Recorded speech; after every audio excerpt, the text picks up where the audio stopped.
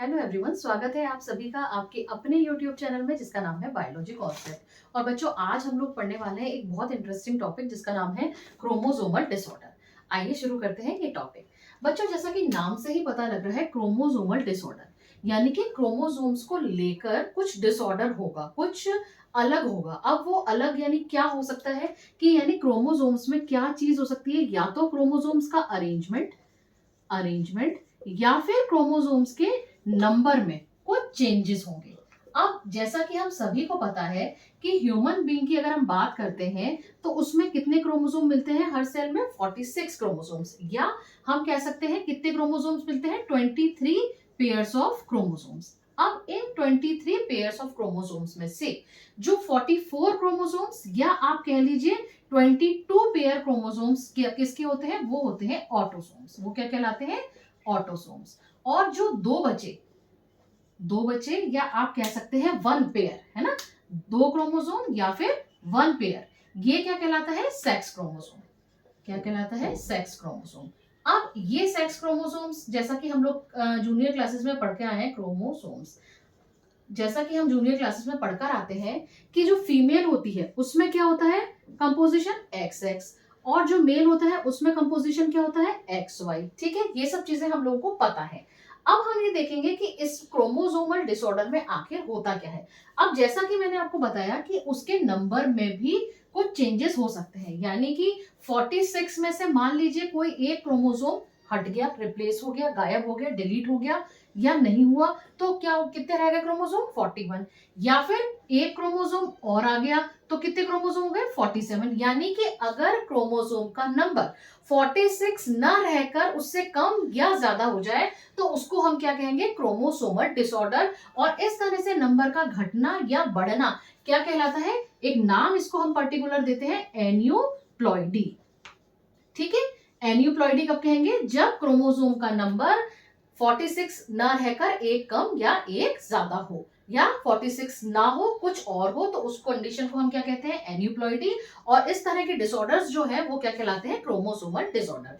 अब हमारे पास जो हमारे एनसीईआरटी है, उस एनसीईआरटी में तीन चीजें दी गई हैं, तीन तरह के डिसऑर्डर दिए गए हैं। वो डिसऑर्डर कौन कौन से हैं? एक है डाउन सिंड्रोम, मैं लिख देती हूँ यहाँ पर। एक है डाउन सिंड्रोम, डाउन सिंड्रोम। दूसरा है क्लीनफेल्टर सिंड्रोम, क्लीन फेल्टर सिंड्रोम। और तीसरा जो है वो है टर्नर्स सिंड्रोम, टर्नर्स सिंड्रोम। ठीक है, अब एक एक करके समझते हैं क्या होते हैं। जैसा कि मैंने अभी आपको बताया कि 46 क्रोमोसोम्स या 22 पेयर्स ऑफ 46 क्रोमोसोम्स या 23 पेयर्स ऑफ क्रोमोसोम्स होते हैं। अब डाउन सिंड्रोम में क्या होता है बच्चों?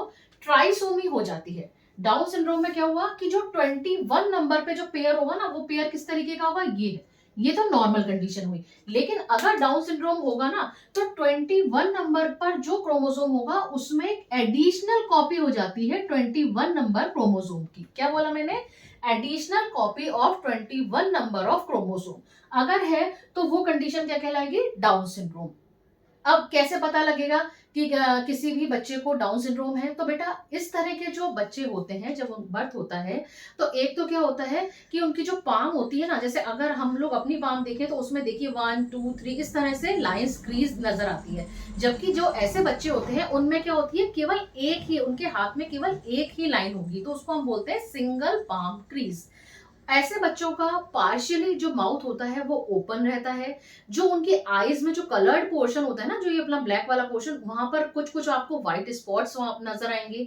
जो पैर होता है, उस पैर की फर्स्ट और सेकंड जो टो है उसके बीच में गैप ज्यादा होता है। ये सारे सिम्टम्स से हम ये पहचानते हैं कि वो बच्चा किससे अफेक्टेड है? वो बच्चा डाउन सिंड्रोम से अफेक्टेड है। और उसमें क्या है? जो 21 नंबर पे जो क्रोमोसोम था उसमें एक एडिशनल क्रोमोसोम ऐड हो गया है, और इस कंडीशन को हम क्या बोल देंगे?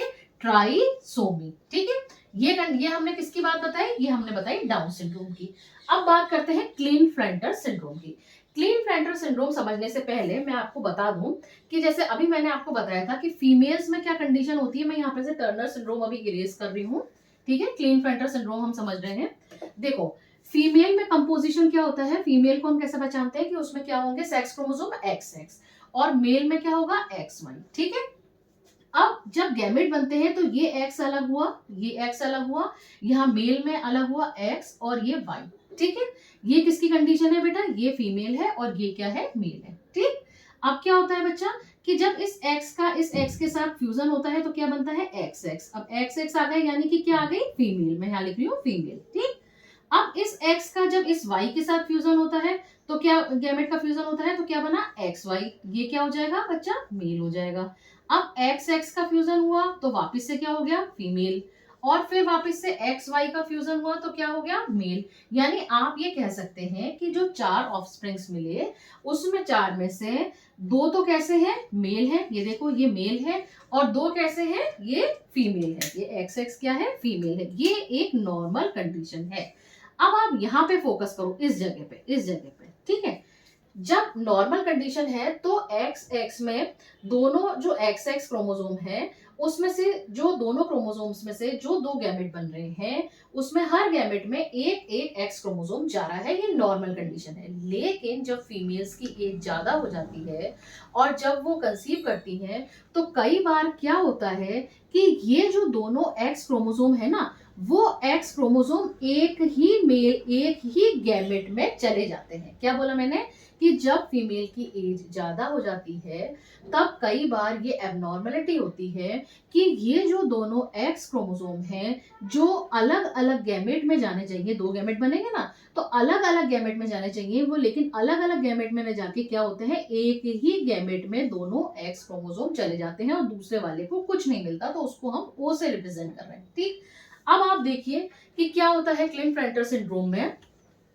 कि अब इस फीमेल का कौन सा, ये इस फीमेल का, यानी एक उसके पास क्या है, एक गैमेट के पास तो क्या है, एक्सएस क्रोमोसोम है, और जो दूसरा गैमेट है उसके पास ओ है, यानी कि उसके पास कोई भी क्या नहीं है, एक्स क्रोमोसोम नहीं है। इसका कंसीव जब नॉर्मल एक्स वाई से होगा, नॉर्मल मेल से होगा तो क्या होगा, ये देखो यहाँ पे क्या कंडीशन आ जाएगी, पहली condition X X X, triple X condition आ गई।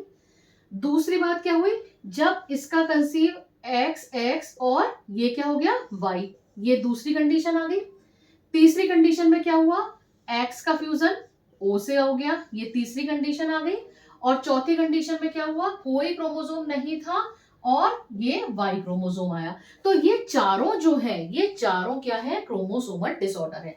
उनमें से ये वाली जो कंडीशन है एक्स एक्स वाई, ये कंडीशन कहलाती है क्लिन-फ्रेंटर सिंड्रोम की, जिसमें क्या होगा कि मेल होगा, जो बच्चा होगा वो कैसा होगा, मेल होगा, लेकिन जब वो बड़ा होगा तब उसमें क्या क्या चीजें होंगी, वाई है इसीलिए होगा तो क्या, मेल, लेकिन चूंकि 2 एक्स क्रोमोसोम है तो इसीलिए ये एक्स अपने आप को रिप्रेजेंट करेंगे, तो ऐसे मेल में किसके कैरेक्टर होंगे, फीमेल के कैरेक्टर। अब वो फीमेल के कैरेक्टर क्या हो सकते हैं, जैसे कि फीमेल की वॉइस है उसकी पिच क्या होती है, हाई होती है, तो ऐसे जो मेल्स होंगे उनमें वॉइस जो होगी उसकी पिच हाई होगी। दूसरी बात, ब्रेस्ट का डेवलपमेंट हो जाएगा।